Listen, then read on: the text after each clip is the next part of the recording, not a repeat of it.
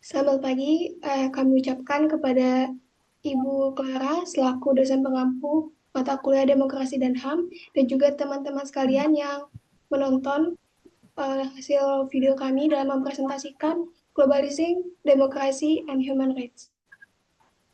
Sebelum kami lanjut dalam pembahasan materi, izinkan kami untuk memperkenalkan diri masing-masing. Saya Niputu Egita Santi Pratiwi dengan NIM akhir 032. Saya Bima Hardika dengan NIM 070. Saya Kesha Patricia dengan NIM 035. Saya Putri Listiawati dengan NIM 072. Dan saya Mikael Dwi Putra dengan NIM 034. Baik, adapun pembahasan kita pada pagi hari ini akan dibagi menjadi beberapa bagian, yaitu ada pendahuluan, pembahasan, dan studi kasus. Untuk teman-teman yang bertugas, saya persilakan. Oke, terima kasih Tiwi. Di sini saya akan menjelaskan terkait latar belakang. Yang pertama itu adalah hak asasi manusia. Jadi hak asasi manusia ini merupakan konsep universal yang diakui secara luas sebagai hak dasar yang dimiliki oleh setiap individu tanpa memandang ras, jenis kelamin, kebangsaan, etnis, bahasa, agama, atau status lainnya. Jadi sejarah HAM modern ini sering ditelusuri kembali ke Universal Declaration of Human Rights yang diadopsi oleh Majelis Umum Perserikatan Bangsa-Bangsa pada 10 Desember 1948, yang dimana deklarasi ini menetapkan standar global untuk perlindungan dan promosi hak-hak dasar manusia seperti hak-hak sipil, politik, ekonomi, sosial, dan budaya. Kemudian poin kedua itu adalah globalisasi. Jadi globalisasi secara umum dapat didefinisikan sebagai proses peningkatan keterkaitan dan saling ketergantungan antar negara melalui arus perdagangan, investasi, teknologi, dan informasi yang secara tidak langsung memiliki dampak yang signifikan terhadap kesadaran masyarakat global dengan isu-isu terkait HAM. Jadi di satu sisi globalisasi ini telah mempercepat penyebaran gagasan tentang HAM, mempromosikan standar internasional, dan mendorong pemerintah untuk mengadopsi kebijakan yang lebih inklusif dan bertanggung jawab. Kemudian organisasi internasional, lembaga swadaya masyarakat atau LSM, dan gerakan sosial telah menggunakan jaringan global untuk mengadvokasi HAM dan meningkatkan kesadaran akan pelanggaran hak di berbagai belahan dunia.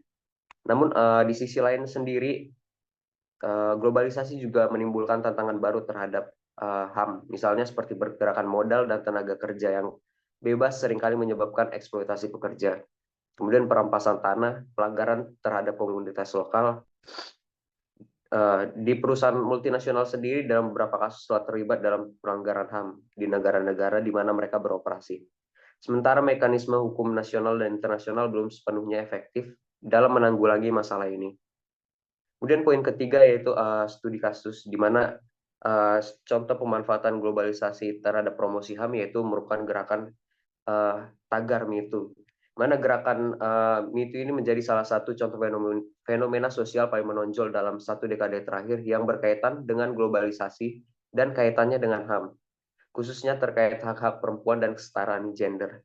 Jadi gerakan ini dimulai pada tahun 2006 oleh aktivis Tarana Burke dan yang kemudian berhasil menyita perhatian global pada tahun 2017 ketika aktris Alisa Milano menggunakan tagar MeToo ini untuk mendapatkan dukungan atas cerita pribadinya tentang pelecehan seksual di lingkungan kerja yang dialaminya. Penggunaan tagar MeToo di media sosial ini memberikan dorongan bagi perempuan untuk berbagi pengalaman mereka tentang pelecehan dan kekerasan seksual yang mereka alami. Jadi gerakan MeToo ini juga berhasil menciptakan ruang bagi korban untuk berbicara dan menuntut pertanggungjawaban terhadap pelaku kekerasan seksual, di mana dampaknya terlihat pada banyaknya kasus pelecehan seksual di tempat kerja dan di industri hiburan yang terungkap, serta peningkatan kesadaran dan perubahan kebijakan di berbagai institusi. Dalam konteks globalisasi sendiri, gerakan MeToo ini menunjukkan bagaimana media sosial dan teknologi dapat digunakan untuk memobilisasi dukungan, memperkuat suara yang sebelumnya terpinggirkan, dan mendorong perubahan sosial yang signifikan. Gerakan ini juga menggarisbawahi pentingnya solidaritas internasional dalam perjuangan untuk hak asasi manusia, dengan resonansi dan dampak yang dirasakan di berbagai negara di seluruh dunia. Dari latar belakang ini, kami dapat merumuskan rumusan masalah, yakni bagaimana globalisasi dapat berdampak signifikan terhadap promosi nilai demokrasi serta perlindungan hak asasi manusia khususnya bagi isu sexual harassment dan women empowerment di era saat ini. Kemudian tujuan dari penelitian ini sendiri adalah untuk menganalisis bagaimana globalisasi dapat berpengaruh terhadap promosi, perlindungan, serta penyelesaian suatu isu kekerasan seksual terhadap perempuan terkait hak asasi manusia. Penelitian ini juga memberikan studi kasus untuk memberikan contoh konkret dari analisis kami terkait interaksi globalisasi dan HAM. Mungkin sekian dari latar belakang dan rumusan masalah. Saya kembalikan ke Tiwi. Terima kasih. Baik, Kael, terima kasih untuk penjelasannya. Bisa di next slide. Baik, untuk penjelasan selanjutnya akan saya jelaskan mengenai pengaruh globalisasi terhadap demokrasi dan HAM. Dan pembahasan ini dapat kita bagi menjadi 3 poin, yaitu yang pertama, kondisi borderless world. Jadi, dalam globalisasi sendiri itu sebenarnya dapat memacu reformasi politik dengan memperluas kebebasan masyarakat untuk melakukan kontrol yang lebih besar terhadap kehidupan sehari-harinya. Hal ini dapat dilihat dari pengurangan pembatasan kebebasan masyarakat dalam negara untuk berpergian ke luar negeri dan memperoleh alat komunikasi seperti telepon seluler, akses internet, dan juga TV. Jadi dari alat komunikasi ini sendiri kemudian dimanfaatkan bagi hampir seluruh masyarakat di seluruh dunia dalam bertukar informasi dan pendapat terkait permasalahan yang ada. Bahkan tidak sedikit dari mereka membawa gerakan bagi sebagian kaum penggerak dalam mengkampanyekan dan menyampaikan berbagai aspirasinya dan berkembang menjadi platform sosial media. Terdapat juga suatu prediksi bahwa teori perdagangan, pembangunan, serta kebebasan politik dan sipil saling berkaitan di dunia nyata. Terdapat juga survei yang dilakukan oleh Freedom House yang membandingkan dengan demokrasi sebelum tersentuhnya globalisasi lebih dari 30 tahun lalu dengan demokrasi saat ini menunjukkan bahwa pertumbuhan yang signifikan terkait penduduk di dunia yang menikmati kebebasan politik dan sipil secara penuh bersamaan dengan jumlah pemerintah dunia yang demokratis. Dan perlu disadari juga bahwa globalisasi sendiri menciptakan suatu perubahan yang masif seiring dengan kemajuan teknologi dan informasi yang kemudian menyebabkan dunia berada dalam posisi borderless atau dunia tanpa batas. Sehingga globalisasi dapat menciptakan dunia tanpa sekat. Dari posisi dunia tanpa batas inilah akhirnya dapat memicu diberlakunya norma-norma yang terpengaruh oleh globalisasi ini sendiri, seperti pengaturan tatanan nilai hukum yang tidak memiliki batas. Lalu yang kedua ada dominasi nilai liberalisasi. Jadi globalisasi sendiri merupakan keadaan sebagai konsekuensi transformasi global yang menjadikan negara-negara di dunia dengan dampak yang paling besar menghadapi pengaruh nilai liberalisasi yang begitu besar dan tergantung dalam ketentuan hukum perundang-undangan negara. Jika kita tarik garis, liberalisme sendiri merupakan pemahaman barat yang kemudian menyebar pada sebagian negara di dunia selama Perang Dingin yang disebarkan langsung oleh Amerika Serikat. Liberalisasi sendiri identik dengan kebebasan yang berarti setiap orang memiliki haknya untuk bebas memilih keinginan dalam kehidupannya yang kemudian berusaha diterapkan di kehidupan bernegara. Lalu dalam 2 dekade terakhir, jumlah negara yang mengikuti jalur reformasi ekonomi dan perdagangan yang mengarah pada reformasi politik, dengan kata lain pemerintah yang memberikan kebebasan yang luas kepada warga negaranya untuk terlibat dalam perdagangan internasional akan semakin sulit menghilangkan kebebasan politik dan sipil mereka. Sementara pemerintah melindungi warga negaranya di balik tembok tarif dan hambatan lain terhadap perdagangan internasional sebagai implementasi kebijakan luar negeri Amerika Serikat. Berkaitan dengan dunia tanpa batas sendiri, liberalisasi membawa pengaruh barat yang kuat, baik itu dalam institusi maupun kehidupan masyarakatnya. Sehingga nilai-nilai barat yang mendominasi akan kemudian dapat menggeser nilai-nilai timur yang sudah ada dalam negara itu sendiri. Lalu yang terakhir ada ketidakpastian jaminan kesetaraan. Dalam Deklarasi Universal Hak Asasi Manusia atau Universal Declaration of Human Rights pada tahun 1948 telah mendeklarasikan untuk terpenuhinya 2 macam kebebasan bagi manusia, yaitu freedom of one atau hak-hak sipil dan politik dan freedom from need atau hak ekonomi dan sosial. Namun walaupun dengan demikian semakin majunya teknologi informasi dan pemahaman atas kesetaraan HAM, tidak cukup menjamin bahwa setiap individu dapat mendapatkan haknya dengan benar walaupun peraturan HAM di setiap negara telah disahkan. Negara maju seperti Amerika Serikat dilihat sebagai negara yang plural dan besar pengaruhnya dan memberikan pengaruh dalam dunia internasional, ternyata belum cukup mampu mempertahankan keadilan bagi ras minoritas di dalam negaranya dengan maraknya adanya diskriminasi hak minoritas, terkhusus bagi ras kulit gelap. Dan di negara kita sendiri yaitu Indonesia masih belum bisa terbiasa untuk hidup berdampingan dengan berbagai masyarakat dengan menganut agama yang berbeda, sehingga masih ada terjadinya diskriminasi dalam beribadah yang turut dipermasalahkan oleh pemeluk agama mayoritas. Dengan begitu, globalisasi dapat dikatakan sebagai pisau bermata dua yang dapat memberikan perubahan positif dan negatif tergantung dari pihak penegak hukum, pemerintah, dan masyarakatnya untuk bekerja sama. Bisa di next slide? Baik, ini ada grafik pertama, yaitu grafik mengenai secara global, masyarakat itu lebih merasa tidak puas dengan cara kerja demokrasi di dalam negaranya.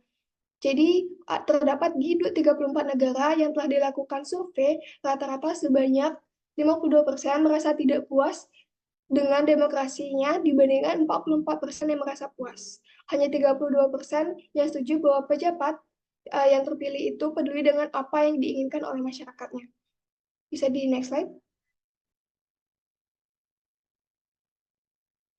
Lalu bisa teman-teman lihat sendiri bahwa ada grafik yang menunjukkan ketidakpuasan yang terlihat jelas bahkan di beberapa negara demokrasi yang mapan. Contohnya di Amerika Serikat sendiri itu mendapatkan responden sebanyak 59% yang tidak merasa puas terhadap demokrasi di dalam negaranya, lalu disusul oleh Inggris 69%, Prancis 58%, dan Jepang 53% yang menyatakan ketidakpuasan dengan cara kerja demokrasi di negara mereka.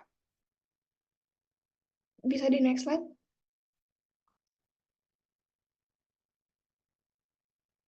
Lalu yang terakhir ini ada persentase terkait penegakan peradilan yang adil dan kesetaraan gender mulai dipandang sebagai prioritas tertinggi di seluruh dunia bagi beberapa negara.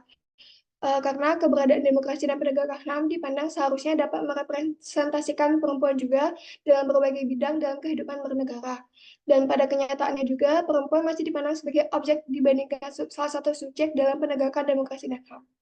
Lalu ketimpangan yang terjadi ini, berbagai pergerakan mulai disuarakan oleh kaum feminis yang ingin memperjuangkan hak perempuan yang tidak seharusnya tumpang tindih dengan hak-hak laki-laki. Yang kemudian gerakan ini pun dikenal sebagai Women's Empowerment yang akan dijelaskan selanjutnya oleh teman saya. Mungkin sekian yang dapat saya jelaskan, akan dilanjutkan oleh teman saya. Terima kasih.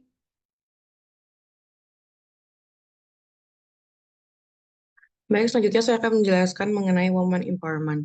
Jadi pada dasarnya woman empowerment atau pemberdayaan perempuan merupakan suatu gerakan yang dilakukan secara global yang bertujuan untuk meningkatkan status sosial, ekonomi, politik, dan pendidikan bagi perempuan. Gerakan ini didasari oleh keyakinan bahwa perempuan berhak atas kesempatan dan kemampuan yang sama dengan laki-laki untuk menentukan pilihan hidup dan berpartisipasi penuh dalam masyarakat.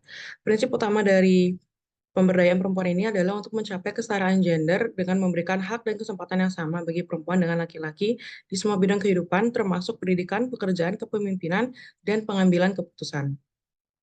Dalam memperkuat peran perempuan dalam pembangunan, women empowerment meningkatkan partisipasi perempuan untuk dapat berkontribusi dalam pembangunan bangsa dan negara, sehingga pemberdayaan perempuan ini bisa menjadi salah satu upaya untuk membantu mengurangi kemiskinan, meningkatkan kesehatan dan pendidikan, serta mendorong pertumbuhan ekonomi yang lebih inklusif dan berkelanjutan.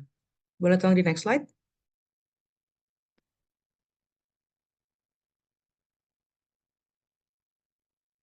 Jadi terdapat 4 hal yang mendasari lahirnya woman empowerment. Yang pertama adalah ketidaksetaraan gender yang merupakan hasil dari ketidakadilan dan diskriminasi. Perempuan di berbagai belahan dunia kerap dikesampingkan dalam berbagai aspek kehidupan seperti akses pendidikan, kesehatan, pekerjaan, dan partisipasi politik. Selain itu, perempuan seringkali memiliki hak dan kesempatan yang lebih terbatas dibandingkan laki-laki sehingga menghambat mereka dalam mengasah potensinya secara maksimal. Selanjutnya, gerakan ini lahir karena munculnya kesadaran akan potensi yang dimiliki oleh perempuan dan seiring dengan meningkatnya kesadaran dan pendidikan, semakin banyak perempuan yang menyadari potensi mereka dan ingin berkontribusi lebih banyak dalam masyarakat. Hal ini diikuti oleh munculnya aktivis dan gerakan perempuan di berbagai negara yang memperjuangkan hak dan kesempatan bagi perempuan. Terakhir, women empowerment juga terbentuk karena adanya keinginan untuk mewujudkan masyarakat yang lebih adil, setara, baik perempuan dan laki-laki. Upaya ini juga diyakini dapat membantu mencapai pembangunan yang inklusif dan berkelanjutan juga. So, next slide. Pemberdayaan perempuan berkaitan erat dengan globalisasi demokrasi dan hak asasi manusia. Women Empowerment berperan penting dalam menciptakan demokrasi yang inklusif, melindungi HAM bagi perempuan, dan meningkatkan keterlibatan perempuan dalam membangun demokrasi. Keterlibatan aktif perempuan dalam proses demokrasi sebagai pemilih, kandidat, dan pemimpin diperlukan untuk membangun demokrasi yang adil. Perempuan harus memiliki hak politik yang setara dengan laki-laki. Dan selain itu, pemberdayaan perempuan bertujuan untuk mengatasi diskriminasi gender di berbagai kehidupan. Globalisasi demokrasi dan HAM harus mengutamakan penghapusan diskriminasi ini karena kemajuan demokrasi dan HAM tidak bisa tercapai tanpa adanya kesetaraan gender. Ini memerlukan akses yang setara bagi perempuan dalam pendidikan, kesehatan, pekerjaan, dan partisipasi politik. Kekerasan terhadap perempuan merupakan pelanggaran HAM yang serius, dan demokrasi serta HAM harus digunakan untuk mencegah dan memeranginya. Terakhir, perempuan juga memegang peranan penting dalam membangun demokrasi dan HAM. Perempuan pada masa kini dapat secara aktif untuk terlibat dalam berbagai organisasi di lingkungan masyarakat yang bekerja untuk memperkuat demokrasi dan hak asasi manusia. Para perempuan yang turut menyuarakan aksinya tentang keadilan, kesetaraan, dan kebebasan dapat dikatakan sebagai aktivisme perempuan. Kemunculan aktivis-aktivis ini mendorong terbentuknya organisasi dan komunitas di berbagai tingkatan yang berperan penting dalam mempromosikan demokrasi dan HAM. Mereka menyediakan berbagai platform bagi perempuan untuk bersatu, advokasi, dan membangun kapasitas. Salah satu contohnya adalah Me Too Movement yang hingga saat ini tetap eksis di kalangan masyarakat internasional. Untuk presentasi selanjutnya akan disampaikan oleh rekan saya, dipersilahkan. Baik, terima kasih banyak Keisha untuk kesempatannya. Mungkin bisa di next slide. Nah, berikut ada sebuah video teman-teman, mungkin sedikit memberikan overview terkait dengan gerakan Me Too Movement.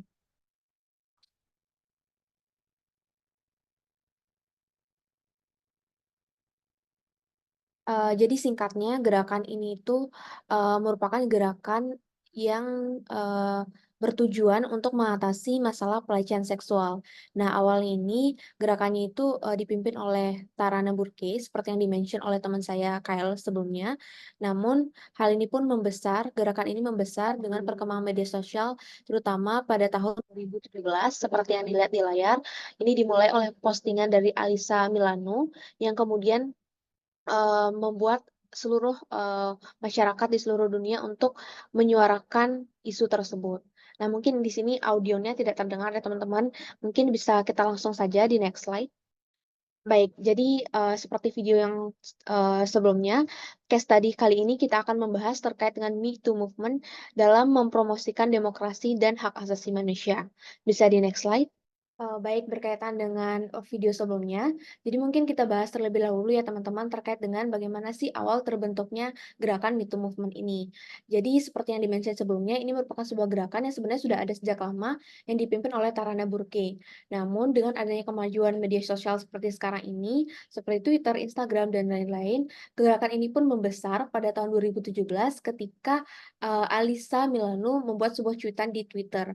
Nah, hal tersebut kemudian memicu fenomena gerakan berbasis media sosial yang masif dan tentunya meningkatkan kesadaran terkait untuk memberikan suara terhadap para korban pelecehan seksual. Jadi mereka para korban-korban ini yang awalnya bungkam, dengan adanya cuitan ini mereka bisa bersama-sama menyuarakan kalau mereka juga mengalami hal serupa seperti itu. Nah, dalam beberapa jam setelah postingan Milano pada tahun 2017 tersebut, puluhan ribu orang membalas postingan tersebut, dan hanya dalam waktu 24 jam, Facebook melaporkan sekitar lebih dari 12 juta reaksi terhubung ke hashtag #MeToo.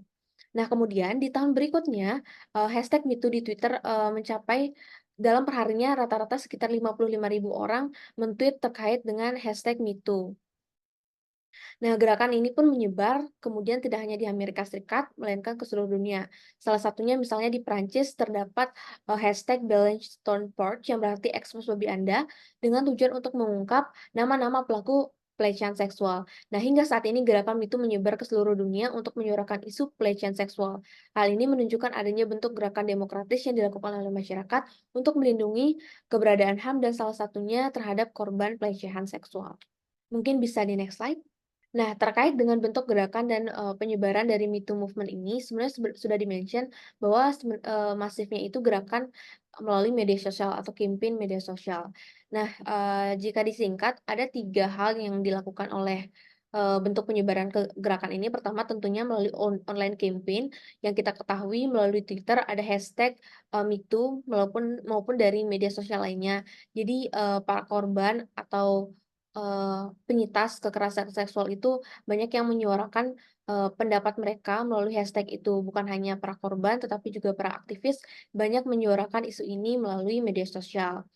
Nah, selain itu, Tarana Burke selaku tokoh dari gerakan MeToo ini juga melakukan strategi influential figures, di mana dia itu banyak mendatangi acara-acara yang mendatangkan artis-artis terkenal. Nah, misalnya saja seperti Golden Show Award, Today Show, Black Women in Hollywood, dan beberapa acara-acara penting lainnya yang bertujuan untuk menggait para aktris-aktris ini untuk memberikan pemahaman terkait dengan gerakan MeToo movement ini. Sehingga seperti kita ketahui, mereka ini memiliki audiens yang luas, sehingga mereka bisa menginfluence bukan hanya diri mereka sendiri, keluarga, tetapi juga para penggemarnya. Sehingga hal ini membantu untuk penyebaran gerakan MeToo movement ini semakin luas. Nah, kemudian yang ketiga, Tarana Burke juga mendukung collaborative action, di mana dia bekerja sama dengan beberapa tokoh. Misalnya seperti Fresco State, di mana dia itu bekerja sama untuk membuat suatu merchandise yang didesain khusus oleh si Fresco ini. Nah, desain merchandise ini tuh menggambarkan bentuk-bentuk dari penyuaraan isu kekerasan seksual. Nah, sehingga gerakan ini tuh bertujuan untuk mendapat simpati atau perhatian dari para pemerhati dunia model seperti itu. Nah, kemudian selanjutnya mungkin bisa di next slide. Nah, seperti yang kita ketahui, nilai-nilai demokrasi merujuk pada pemenuhan kebebasan berpendapat dan menjunjung tinggi nilai dan martabat kemanusiaan. Nah, hal ini sejalan dengan pengimplementasian HAM. Nah, dalam artian negara menjunjung tinggi demokrasi semestinya harus juga menghargai nilai-nilai HAM. Memang di berbagai negara, pemenuhan HAM dalam demokrasi itu berbeda-beda tergantung dengan jenis demokrasi yang mereka anut. Nah, dalam kasus ini, keadilan bagi para korban pelecehan seksual merupakan bagian dari pemenuhan HAM yang wajib dilindungi. Nah, melalui gerakan MeToo Movement, berbagai pihak berusaha untuk menggunakan asas demokrasi yakni kebebasan berpendapat untuk menyuarakan isu pelecehan seksual. Nah, dengan adanya perkembangan teknologi berupa munculnya media sosial dari berbagai bentuk reformasi teknologi, gerakan MeToo Movement ini pun meluas dan memberikan dampak yang lebih luas kepada masyarakat, tentunya terkait dengan isu kesetaraan gender dan pelecehan seksual. Nah, terkait dengan dampaknya sendiri, MeToo Movement ini memberikan banyak sekali dampak dalam penerapan demokrasi dan HAM. Nah, kalau kita lihat di Amerika Serikat sendiri, hal ini cukup berdampak ya teman-teman. Yang pertama, terjadinya perubahan struktur dalam hukum di Amerika Serikat, di mana pada tahun 2022 dikatakan bahwa Presiden Joe Biden menandatangani 2 undang-undang federal yang menelusuri gerakan MeToo. Nah, selain itu, gerakan MeToo juga berdampak terhadap pemutusan atau pemecatan pelaku kejahatan seksual. Jadi dengan adanya hukum yang lebih tegas, para pelaku atau pejahat seksual di lingkungan kerja itu jika diketahui dia merupakan suatu pelaku kejahatan seksual, maka bisa saja mereka itu dipecat dari jabatannya. Nah, selain itu, di California juga disebutkan Stand Together Against Non-Disclosure melarang penggunaan klausal non-disclosure dalam penyelesaian kasus pelanggaran seksual. Nah, hal ini apa sih maksudnya teman-teman? Maksudnya itu dalam penyelesaian kasus-kasus pelecehan seksual tidak ada lagi penyamaran identitas, penyamaran fakta-fakta baik itu dari pelaku dan hal-hal yang berkaitan. Sehingga hal ini tentunya menjadi sebuah reformasi baru dalam penyelesaian kasus pelecehan seksual dengan adanya gerakan MeToo Movement ini. Mungkin demikian yang dapat saya sampaikan. Untuk materi selanjutnya akan dijelaskan oleh teman saya. Baik, Setelah mendengarkan pemaparan materi yang telah disampaikan sebelumnya, dapat disimpulkan bahwa globalisasi telah memberikan dampak signifikan terhadap penyebaran nilai demokrasi serta perlindungan HAM. Di satu sisi, dengan hadirnya globalisasi mempercepat penyebaran gagasan mengenai HAM dan mobilisasi dukungan internasional terkait isu-isu serupa, seperti yang ditunjukkan oleh gerakan Tagar MeToo ini. Gerakan yang dimulai oleh Tarana Burke ini mendapatkan perhatian global pada tahun 2017, menunjukkan bagaimana media sosial dan teknologi dapat digunakan untuk memperkuat suara korban pelecehan seksual serta mendorong perubahan sosial. Di sisi lain, globalisasi juga menghadirkan tantangan baru, seperti eksploitasi pekerja dan pelanggaran HAM oleh perusahaan multinasional. Namun, dalam konteks women empowerment, globalisasi telah memperkuat gerakan untuk meningkatkan status sosial, ekonomi, politik, serta pendidikan perempuan, dan yang terpenting untuk mencapai kesetaraan gender. Gerakan Tagar MeToo merupakan contoh nyata pengaruh globalisasi dalam demokrasi dan HAM. Melalui kampanye online dan dukungan online serta selebriti, gerakan ini telah membangun kesadaran global tentang urgensi isu pelecehan seksual dan mendorong perubahan kebijakan di berbagai institusi. Dampak gerakan Tagar MeToo terlihat dalam perubahan struktur hukum Amerika Serikat dan pemecatan pelaku kejahatan seksual, menunjukkan bagaimana gerakan sosial dapat mempengaruhi kebijakan dan tingkat nasional. Sekian pemaparan kesimpulan, saya kembalikan kepada Tiwi. Baik, terima kasih untuk penjelasannya Abi. Baik, dengan diakhiri kesimpulan oleh Abi, berakhir pula presentasi oleh kami dalam menjelaskan materi demokrasi dan HAM. Tapi sebelum kami tutup presentasi pada hari ini, kami izin mengingatkan untuk teman-teman kelompok yang mendapatkan bagian untuk bertanya terkait presentasi kami, disilahkan untuk mengirimkan pertanyaannya di kolom chat di YouTube nanti. Dan untuk teman-teman sisanya, silakan untuk membuat memo yang sudah diarahkan oleh Ibu Clara. Mungkin sekian presentasi yang dapat kami sampaikan. Mohon maaf apabila ada kesalahan kata yang disengaja maupun tidak sengaja oleh kelompok 7. Kami tutup dengan terima kasih.